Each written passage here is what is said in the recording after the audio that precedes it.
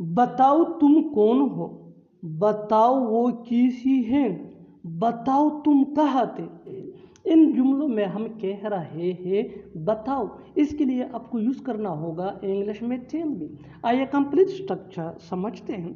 Tell me plus sentence. Sentence ये tense या situation के हिसाब से चेंज होता रहेगा। टेल मी ये वही का वही रहेगा, विच मीन बताओ। अच्छी तरह समझने के लिए कुछ मिसालें देखते हैं। बताओ तुम कौन हो, tell me who you are, tell me who you are. बताओ वो कैसी है, tell me how she is. बताओ तुम कहाँ थे, tell me where you were. तुमने मुझे अपना नौकर समझ रखा है, वो तुम्हें बेवकूफ़ समझता है, क्या वो मुझे कंजूस समझता है। इन जुमलों के लिए इंग्लिश का ये स्ट्रक्चर यूज होता है। Subject plus take. Take main verb है जो टेंस या सब्जेक्ट के मुताबिक चेंज हो सकता है, प्लस ऑब्जेक्ट प्रोनाउन यानी me, us, you, him, her, them, plus for, plus other words. अच्छी तरह समझने के लिए कुछ मिसालें देखते हैं। तुमने मुझे अपना नौकर समझ रखा है, you take me for your servant, you take me for your servant. Me ये ऑब्जेक्ट प्रोनाउन है, वो तुम्हें बेवकूफ़ समझता है। He takes you for a fool, he takes you for a fool. क्या वो मुझे कंजूस समझता है, ये इंटरोगेटिव यानी सवालिया सेंटेंस है। Does he take me for a माइजम। किस हक से तुम यहाँ आए हो, किस हक से तुमने उसे बुलाया, किस हक से मैं उसे बात करूँगा। इन जुमलों में हम कह रहे हैं किस हक से, इसके लिए आपको यूज़ करना होगा इंग्लिश में फॉरवर्ड राइट। आइए कंप्लीट स्ट्रक्चर देखते हैं। Forward right plus sentence. Sentence ये टेंस या सिचुएशन के हिसाब से चेंज होता रहेगा। फॉरवर्ड राइट ये वही का वही रहेगा, विच मीन किस हक से। अच्छी तरह समझने के लिए कुछ मिसालें देखते हैं। किस हक से तुम यहाँ आए हो, for what right did you come here, for what right did you come hair.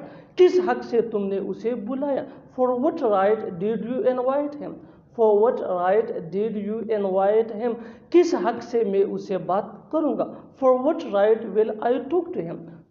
मेरा उससे मन नहीं भर सकता, उसका पढ़ने से मन नहीं भर रहा है, लगता है मुझसे तुम्हारा मन भर गया है। इन जुमलों में हम कह रहे हैं मन भरना यानी जी भरना, इसके लिए आपको यूज़ करना होगा इंग्लिश में गेट एनफ ऑफ। आइए कंप्लीट स्ट्रक्चर समझते हैं। सब्जेक्ट प्लस हेल्पिंग वर्ब जिसको ऑक्सिलरी वर्ब भी कहा जाता है, ये टेंस या सब्जेक्ट के मुताबिक होता है, plus get enough of. Get ये मेन वर्ब है जो चेंज हो सकता है टेंस या सब्जेक्ट के मुताबिक, प्लस नाउन या ऑब्जेक्ट प्रोनाउन यानी me, us, you, him, her, them या verb plus ING plus other words. अच्छी तरह समझने के लिए कुछ मिसालें देखते हैं।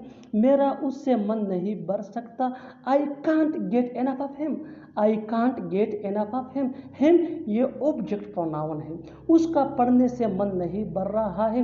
ही is not getting enough of reading, he is not getting enough of reading. Reading ये वर्ब प्लस आईएनजी है। लगता है मुझसे तुम्हारा मन भर गया है, I think you have got enough of me. आते हुए 5 किलो चीनी ले आना, जाते हुए गाड़ी आहिस्ता चलाना, खाते हुए पानी मत पियो। ऐसे जुमले हम अपनी डे टू डे लाइफ यानी रोज़मर्रा ज़िंदगी में ज़रूर बोलते हैं या सुनते हैं। इन जुमलों के लिए इंग्लिश का ये स्ट्रक्चर यूज होता है sentence plus while plus verb plus ING plus other words. अच्छी तरह समझने के लिए कुछ मिसालें देखते हैं।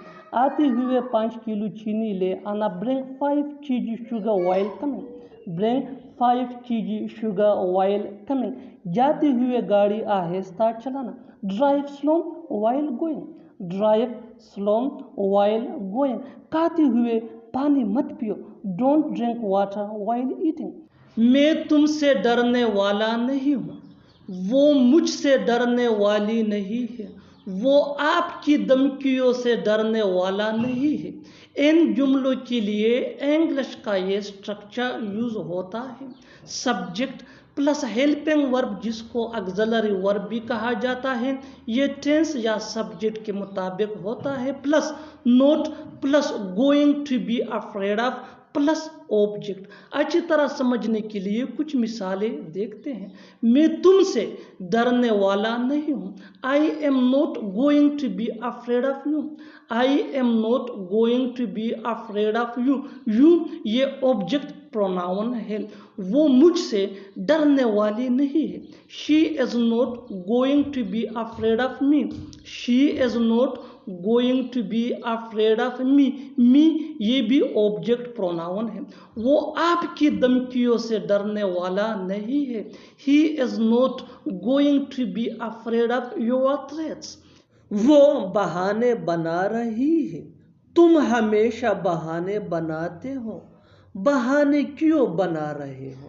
मैंने कोई बहाना नहीं बनाया। इन जुमलों में हम कह रहे हैं बहाने बनाना, यानी हर सेंटेंस में बहाने बनाना कॉमन मुश्तरक है जो बार बार रिपीट हो रहा है हर सेंटेंस में। इसके लिए आपको यूज करना होगा इंग्लिश में make excuses. Make excuses mean बहाने बनाना। आइए कंप्लीट स्ट्रक्चर देखते हैं। Let me explain. Subject plus helping verb जिसको ऑक्सिलरी वर्ब भी कहा जाता है, ये टेंस या सब्जेक्ट के मुताबिक होगा, plus make excuses. Make excuses ये फार्मूला स्ट्रक्चर है, दैट मीन बहाने बनाना प्लस अदर वर्ड्स। वो बहाने बना रही है। She is making excuses. She is making excuses. तुम हमेशा बहाने बनाते हो। You always make excuses. You always make excuses. बहाने क्यों बना रहे हो? Why are you making excuses? क्या तुम्हें ऐसा लगता है कि वो सच बोल रहा है? क्या तुम्हें ऐसा लगता है कि वो ये कर पाएगा? क्या तुम्हें ऐसा लगता है कि वो आएगा? ऐसे जुमले हम अपने डे टू डे लाइफ यानी रोज़मर्रा ज़िंदगी में ज़रूर बोलते हैं या सुनते हैं। इन जुमलों में हम कह रहे हैं क्या तुम्हें ऐसा लगता है। इसके लिए आपको यूज़ करना होगा इंग्लिश में डू यू थिंक।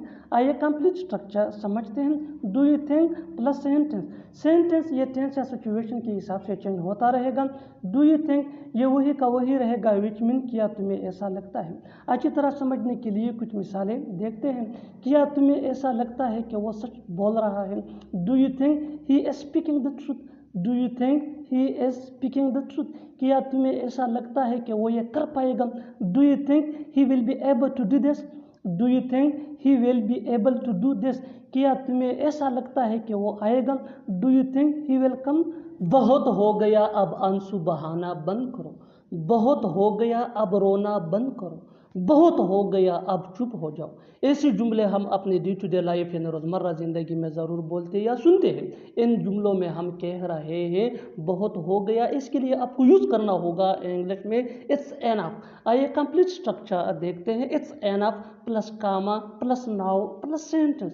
सेंटेंस ये टेंस या सिचुएशन के हिसाब से चेंज होता रहेगा। इट्स एनफ ये वही का वही रहेगा, विच मीन बहुत हो गया। अच्छी तरह समझने के लिए कुछ मिसालें देखते हैं। बहुत हो गया, अब आंसू बहाना बंद करो। बहुत हो गया, अब आंसू बहाना बंद करो। It's enough no stop shedding tears. It's enough no stop shedding tears. बहुत हो गया, अब रोना बंद करो। It's enough no stop crying. It's enough no stop crying. बहुत हो गया, अब चुप हो जाओ। It's enough no keep quiet. It's enough no keep quiet. बिल्कुल हम स्ट्रक्चर को स्टेप बाय स्टेप फॉलो कर रहे हैं। आप भी स्ट्रक्चर की मदद से सीख सकते हैं, बना सकते हैं ऐसे बहुत सी जुमले अंग्रेजी जुबान में आसानी से, that can be really helpful for you. अच्छी तरह समझने के लिए एक और मिसाल देखते हैं। One more example for better understanding. बहुत हो गया, अब अपने काम से काम रखो। It's enough no mind your own business. It's enough no mind your own business. और आखिर में ये सेंटेंस आपके लिए, कमेंट सेक्शन में इसका जवाब ज़रूर देना। बहुत हो गया, अब मैं उसे नहीं मनाऊंगा। बहुत हो गया, अब मैं उसे नहीं मनाऊंगा। Subscribe to English page for more advance English sentence structure. Thanks money.